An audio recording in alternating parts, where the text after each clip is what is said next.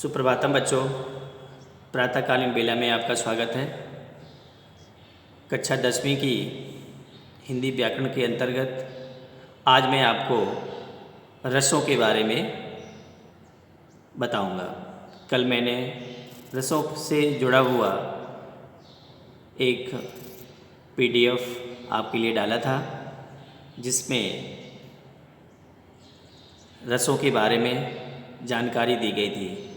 क्योंकि रसों को पढ़ाने से पहले अगर एक बार उनको आप पढ़ लेंगे तो आपको ठीक प्रकार से समझ में आ जाएगा। जब हम रस शब्द का नाम लेते हैं तो हमारे मन में अनेक प्रकार के विचार आते हैं कि ये किस प्रकार का रस है, क्या मौसमी का रस है, अनार का रस है। कभी कभी हम क्लास में पढ़ाते हैं तो जिन बच्चों को रस के बारे में जानकारी नहीं है तो वो पूछते, सर रस क्या, जो हम लोग बाज़ार से रस लाते हैं उसको पीते हैं, क्या वो रस है? तो बच्चों, रस चाहे वो मौसमी का रस हो चाहे अनार का रस हो, तो निश्चित रूप से वो हमें पसंद होता है, पीते हैं, अर्थात हमें आनंद की अनुभूति होती, फीलिंग्स, अच्छा लगता है। तो ठीक उसी प्रकार से यहाँ पर जो हम रस के बारे में जो बात करने जा रहे हैं या रस जो आपको पढ़ाने जा रहे हैं, तो रस से तात्पर्य होता है आनंद है, मन को, हृदय को अच्छा लगने वाला, सुख देने वाला। तो यहाँ पर जो रस है, तो जब हम कोई कहानी, कोई नाटक, कोई उपन्यास, कोई काव्य पंक्तियों को पढ़ते हैं, कविता को पढ़ते हैं, चाहे वो व्यंग्यात्मक काव्य हो, चाहे वो एक तरह से कह सकते हैं कि दुखांतर हो, दुख से भरा हुआ हो, तो जिस प्रकार के हम काव्य को पढ़ते हैं, सुनते हैं, तो उस प्रकार की भावनाएं हमारे मन में आने लगती हैं। तो साहित्यिक आनंद को ही रस कहते हैं। जब हम किसी साहित्य को पढ़ते हैं तो इस प्रकार से हम कह सकते हैं कि जो हमारी रस की परिभाषा हुई, साहित्यिक आनंद को ही रस कहते हैं। चाहे कहानी पढ़ें, चाहे कोई यात्रा वृत्तांत पढ़ें, चाहे कोई उपन्यास पढ़ें, तो इनको पढ़ने से हमारे मन में जिस प्रकार के भाव उत्पन्न होते हैं, सुख का, दुख का, करुणा का, हंसी का, तो ये जो भाव उत्पन्न होते हैं यही रस है बच्चों। तो जब हम कह सकते हैं कि रस से तात्पर्य काव्य का आनंद प्राप्त करने से है। क्या है?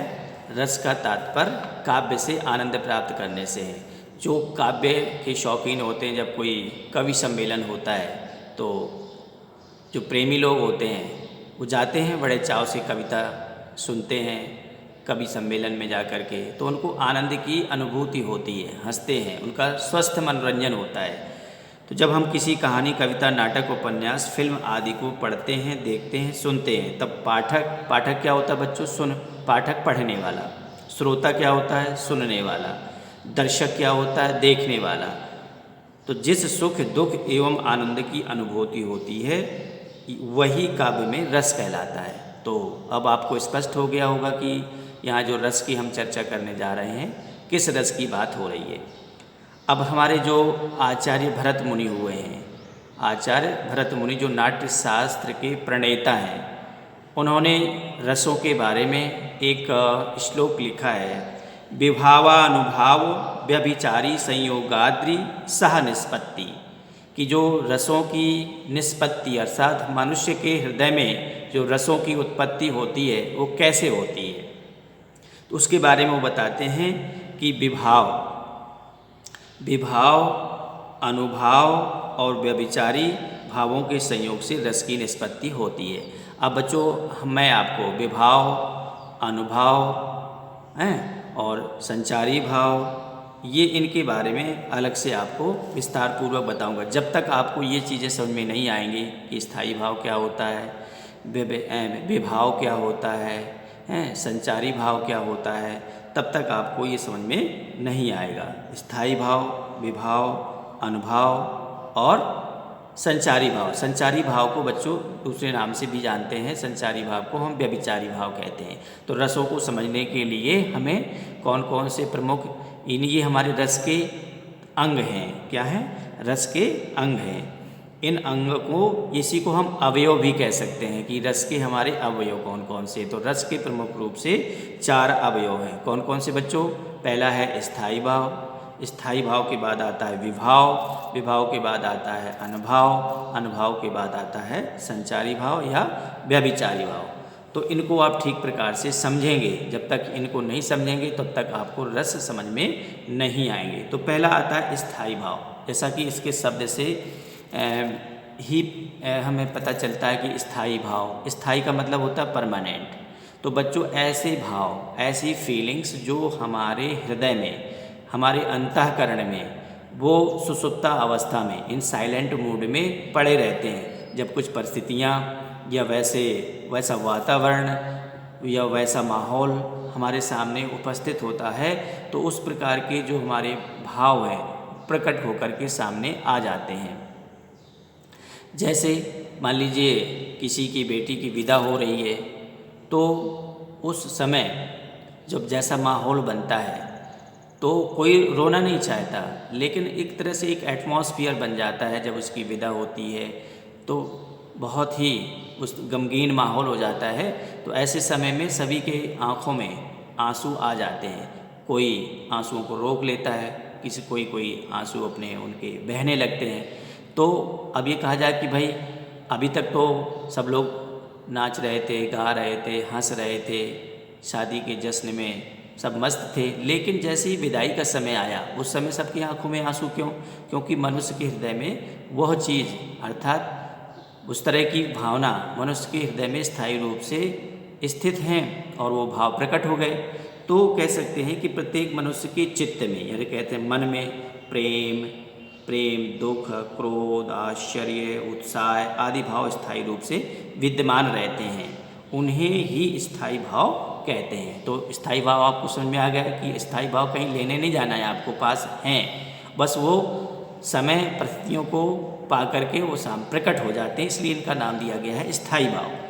अब आता है विभाव। विभाव का मतलब होता है कारण। उन वस्तुओं या विषयों के वर्णन से है जिनके प्रति किसी प्रकार का भाव या संवेदना जागृत होती है। बात समझ में आई बच्चों कि विभाव से अभिप्राय उन वस्तुओं या विषयों के वर्णन से है जिनके प्रति सहृदय के मन में किसी प्रकार का भाव उत्पन्न होता है। मान लीजिए आप रास्ते में जा रहे हैं, इस तरह से आप इसको उदाहरण के माध्यम से समझेंगे कि विभाव क्या है, अर्थात जिसके कारण से सहृदय, अर्थात जिसके कारण से किसी व्यक्ति के हृदय में उस प्रकार के भाव उत्पन्न होते हैं। तो विभाव एक तरह से कारण है। जैसे मान लीजिए आप रास्ते में कोचिंग पढ़ने के लिए जा रहे हैं और साइकिल से जा रहे हैं। एक बूढ़ी माँ जो अंधी है, कमर से झुकी हुई है और उसको रोड क्रॉस करना है, तो बहुत से बच्चे साइकिल लेकर के वहाँ से निकल गए। एक बच्चा आता है और वो बार बार सबसे रिक्वेस्ट करती है कि मुझे सड़क पार करा दीजिए, मुझे सड़क पार करा दीजिए। तो एक बच्चा वहाँ से खड़े करके रुक करके और उसको सड़क पार करवा देता है। तो उसके हृदय में उस प्रकार के भाव, करुणा का भाव, दया का भाव, सहायता का भाव आया और उसने उसको सड़क पार करवा दी। तो इस प्रकार की फीलिंग्स, तो किसके कारण? बूढ़ी औरत को देखा तो उसके कारण, तो यहाँ पर वो विभाव हो गया। और आश्रय क्या हो गया? किसके कारण? वो लड़का हो जो उसके हृदय में वो जनरेट हुआ, उस तरह की फीलिंग जनरेट हुई, वो हो गया आश्रय, और विभाव हो गई बूढ़ी माँ। तो इस प्रकार से हम समझ सकते हैं कि विभाव कैसे होते हैं। विभाव अर्थात कि सहृदय के मन में उस प्रकार के भाव जागृत कराने वाला जो एलिमेंट्स होता है, जो फैक्टर्स होते हैं, वो कहलाते हैं विभाव। विभाव के बच्चे दो प्रकार के, विभाव के जो काइंड्स हैं, विभाव दो प्रकार के होते हैं, एक आलम्बन और दूसरा है उद्दीपन। आलम्बन विभाव और उद्दीपन विभाव। अब आलम्बन विभाव को समझेंगे। आलम्ब का मतलब होता है एक केंद्र बिंदु पर कहीं पर सेंट्रलाइज हो जाना। जिन व्यक्तियों या पात्रों के सहारे स्थायी भाव उत्पन्न होते हैं, जैसे हमने बताया कि बूढ़ी माँ के सहारे, तो बूढ़ी माँ आलम्बन विभाव हो गया। तो जिस व्यक्ति या वस्तु के सहारे स्थायी भाव उत्पन्न होते हैं वे आलम्बन विभाव कहलाते हैं। जैसे नायक और नायिका, मान लीजिए जैसे पुष्प वाटिका में रामचंद्र जी ने सीता जी को देखा, सीता जी ने रामचंद्र जी को देखा, तो अब रामचंद्र जी ने सीता जी को देखा तो रामचंद्र जी के हृदय में सीता जी के प्रति जो प्रेम रति का जो भाव उत्पन्न हुआ, तो यहाँ पर जो सीता जी हैं वो हो जाएंगी आलम्बन विभाव। और किसके हृदय में? रामचंद्र जी के हृदय में सीता जी के प्रति प्रेम रति भाव उत्पन्न हुआ, तो रामचंद्र जी हो जाएंगे आश्रय। रामचंद्र जी क्या हो जाएंगे बच्चों?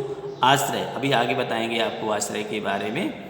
तो इस प्रकार से आलम्बन जिस व्यक्ति या वस्तु के कारण आश्रय के हृदय में उस प्रकार के भाव उत्पन्न होते हैं वो कहलाता है आलम्बन विभाव।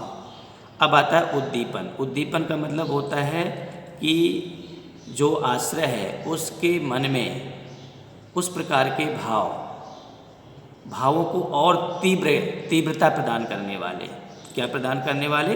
तीव्रता प्रदान करने वाले जो होते हैं, वो जो फैक्टर्स होते हैं वो कहलाते हैं आपके उद्दीपन। जैसे सीता जी ने रामचंद्र जी को देखा तो रामचंद्र जी के हृदय में सीता जी के प्रति और प्रेम जागृत करने के लिए सीता जी के द्वारा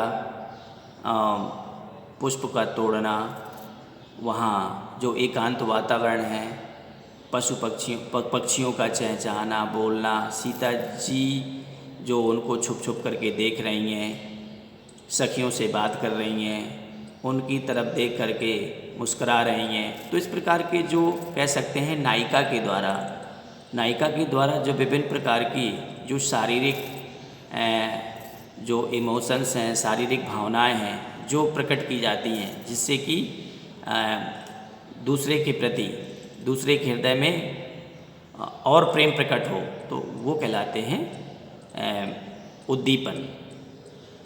कौन सा विभाव बच्चों? उद्दीपन विभाव। एक दूसरा उदाहरण से समझ लेंगे। जैसे एक प्रसंग आया कि दुष्यंत शिकार खेलते खेलते ऋषि कंडव के आश्रम में पहुंच जाते हैं। किसके आश्रम में पहुंच जाते हैं? ऋषि कंडव के।